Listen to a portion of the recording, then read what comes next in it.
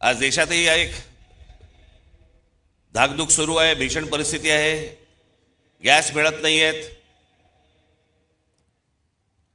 नेहमी नॉर्मलला असणारे लोक सध्या गॅसवर आहेत. खरं तर काही गोष्टी आपल्याकडनं राहून गेल्या, आपल्या पंतप्रधानांकडनं पण राहून गेल्या.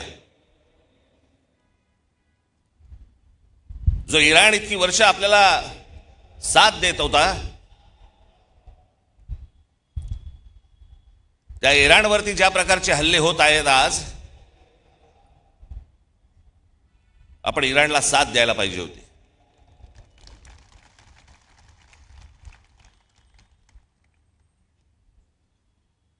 या देशामध्ये येणारं सगळं बरचसं तेल हे इराणमध्ये येतं, ते आपल्याला रुपयामध्ये देतात,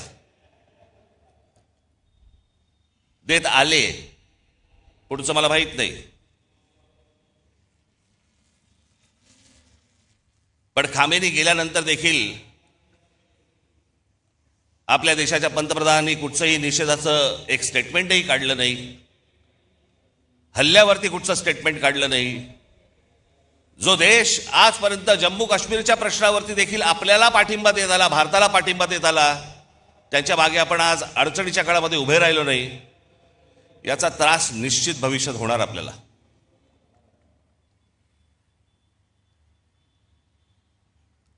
आज सगळ्या बाजूने समजतच नाही की नेमके आपण कुठे चाललो आहोत, काय चाललो आहोत. या देशामधली राज्य कुठे चालली आहेत, या देशामधली लोक कुठे चालली आहेत, प्रगती कुठे होतीये. मी आता गेल्या जानेवारीमध्ये आपली इथे जाहीर सभा झाली, त्यावेळेला मी अनेक लोकांचे वाभाडे काढले इथे. आपण पण किती अडाणी आहोत हे पण सांगितलं.